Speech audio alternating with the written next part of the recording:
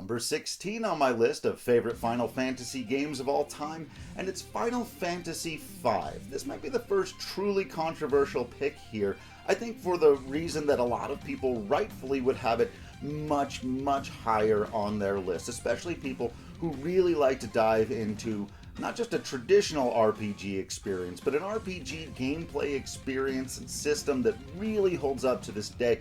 In fact, I ended up ranking it number 5 on my list of all-time Final Fantasy battle systems, and I think for a lot of people they would say, well, then it should be much higher on your list, and that's just how I prioritize story and characters, and we'll get back to that in just a second. But I have to start by saying that I know that one of the biggest reasons why this game doesn't resonate with me as deeply as some of the others is kind of my own fault. A little bit Square Enix's, or Square before that, for the way that it didn't come out in the United States. So the first couple of times that I played it, at first it was on an emulator, which wasn't very good, then that PlayStation 1 port, which wasn't great, and I didn't end up playing it until after I had played several more modern games in the franchise.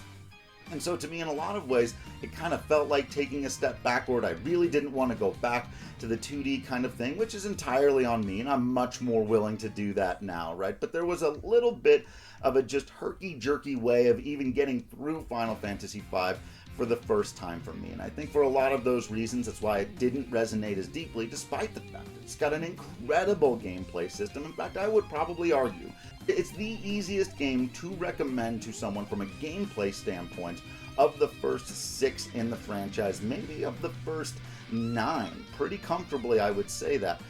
But at the same time, the characters and story, while I would never say that they were bad by any means, again, I'm grading on a Final Fantasy curve here, they just don't resonate with me quite as deeply.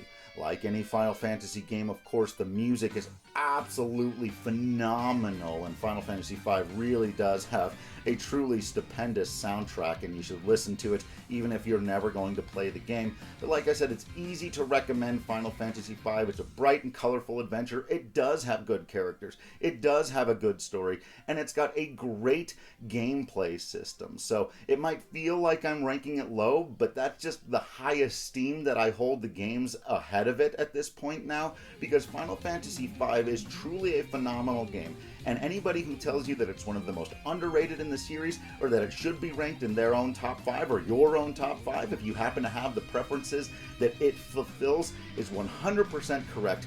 Final Fantasy V is a phenomenal game.